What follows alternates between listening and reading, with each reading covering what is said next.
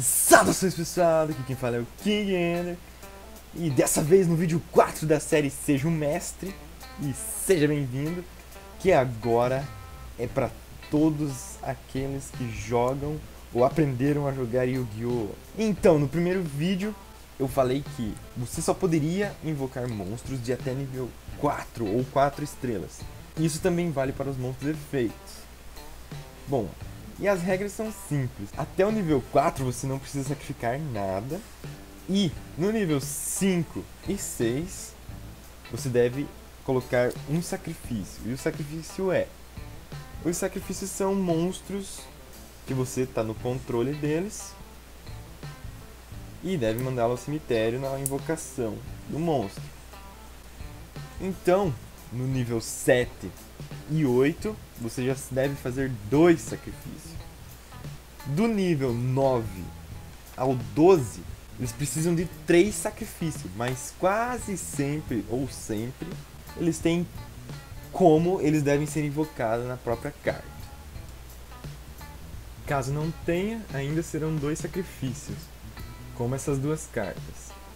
Já como exemplo, as cartas que tem escrito os 2 deuses egípcios, os dragão, que vocês com certeza devem conhecer, e na tela eu deixarei a parte do sacrifício de como deve fazer.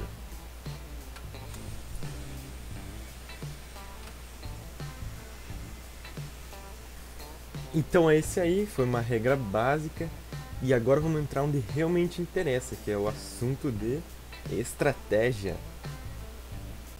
Então, para se ter uma estratégia boa no baralho, você tem que observar que a ideia principal é sempre ter uma estratégia, um foco. Por quê? Talvez quando você se amplia muito, acaba não sendo forte em nenhuma das opções. Então quando você se tem um foco apenas, você vai direto ao ponto e não tem ladainha. Ou seja, um baralho que é forte, provavelmente ele tem uma estratégia, quando ela chegar é para ela ganhar. A ideia básica é essa de uma estratégia bem montada. Seguindo disso, vou mostrar o gráfico de um baralho que eu gosto de jogar, que eu fiz. Não é um ótimo baralho, mas é uma estratégia simples e que dá para usar para explicar. Primeiro de tudo, o teu baralho, para ele funcionar com uma estratégia apenas, ela ser rápida de aparecer e tal, você deve se limitar a usar o mínimo de cartas possíveis. Talvez mais seria bom, mas o mínimo tornaria a sua estratégia rápida. E a estratégia rápida é o que você precisa para ganhar do oponente, sem precisar enrolar. Então o mínimo de cartas são 40, né? Então você deve evitar ao máximo passar de 40 cartas, mesmo que isso signifique que você tenha que deixar cartas boas de fora do seu deck. Se você observar o gráfico, eu deixei uma carta no meio, que é o Rei das Serpentes, Venomenon. E o que ele faz? Ele já está no meio porque ele é a minha estratégia principal desse baralho. Ela precisa de sacrifício para ser colocada em campo, 2 sacrifícios, e o efeito especial dela é que para cada réptil que tem no cemitério, ela ganha 500 pontos de ataque. Então, o meu baralho obviamente é completamente feito de répteis, com exceção de algumas coisas. Então, todos esses 19 representam os monstros que são répteis, então estão diretamente ligados à estratégia. O Morphing Jar, ou Jarro da Metamorfose, ele está ligado à estratégia pelo seguinte: quando ele faz o flip, todas as cartas que estão na mão, elas são descartadas e exatamente do mesmo tanto que tinha, você deve comprar de novo. Isso vale para você e para o seu oponente. Então ela faz parte da estratégia pelo seguinte: primeiro, que se eu tiver um réptil, ele vai ser mandado ao cemitério, e quando eu invocar o Venomenon, ele ia ficar mais forte. Segundo fato, ele, utilizado com o monstro que renasce, Monster Reborn, eu poderia fazer a invocação especial do Venomenon sem precisar de sacrifício, utilizando a carta mágica, Monstro que Renasce. Como eu mandaria para o cemitério, através do Jarro da Metamorfose. E funciona exatamente igual com a carta mágica Cards Destruction, né? Destruição de cartas. Também posso dizer que o Jarro Tartaruga é só como defesa, né? Mas também é um réptil, então ele se encaixa em parte diferente da estratégia. E temos as outras cartas, claro, que servem para defender, evitar o inimigo, que são as mágicas e traps além. Temos a cápsula de outra dimensão ou algo assim, que ela também seria ótima em qualquer estratégia de baralho, porque ela ajudaria a acontecer as coisas mais rápido ainda. Por que ela ajudaria? O efeito dela é o seguinte: você escolhe uma carta do seu deck, retira do jogo durante 2 rodadas, e essa carta permanece esse tempo no campo, virada para cima, né, ativada, quando você ativou, e depois de 2 rodadas sua, ela vai para o cemitério e a carta que você tinha escolhido, ela vem para sua mão. O detalhe é que existe um jeito de acabar com esse esquema, que é se seu oponente destruísse essa carta, acaba a magia dela. Então é perigoso, porque se você depender de uma carta apenas do seu baralho, ela pode ficar fora de jogo. Aí já era, meu amigo. E por conta disso, é sempre bom você ter um segundo monstro forte no seu baralho, que ele não será nem a sua estratégia principal, mas é uma carta que poderia te ajudar muito a tirar pontos de vida do seu oponente, ou até mesmo a fazer ganhar o jogo. No meu caso, esse baralho entra outro réptil ainda fazendo parte da estratégia principal, que é o Bitelon. O que ele faz? Ele é uma carta que ataca 2400, é muito bom para ataque, e defesa 1900.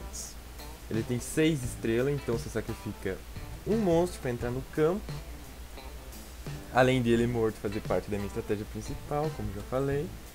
E todos aqueles monstros que ele atacam, que estão em modo de defesa, os pontos de defesa pro ataque também são calculados a sua diferença, e é tirado de pontos de vida do inimigo. Basicamente esse foi o principal da estratégia desse baralho que eu queria mostrar, fazer entender que ter um foco é mais importante no seu baralho do que tentar várias coisas, porque tentando várias coisas você está se distraindo. É melhor ir direto ao ponto sempre. Bom, como dica final, dá pra dizer que as estratégias, elas têm, acho que 3 princípios.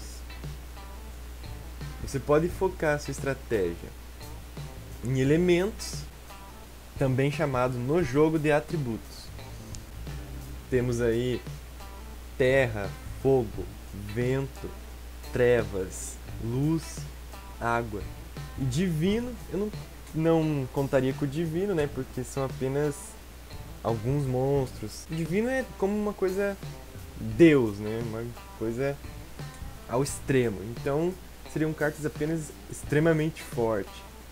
Entre os básicos dos divinos são apenas os 3 deuses egípcios. O segundo princípio de formação de estratégias seria focar numa espécie. Eu vou deixar na tela todas as espécies básicas do jogo, lembrando que existe as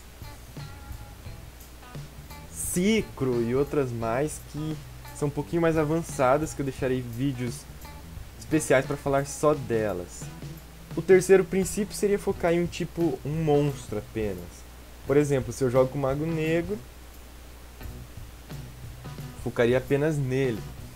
E como em especial eu poderia dizer, eu poderia focar muito em monstros Dark, que assim eu poderia ter cartas para fortalecer o Mago Negro, ou o meu exército em si, ou também Spellcasters, né, que é, ou em português Conjuradores, que seriam os magos.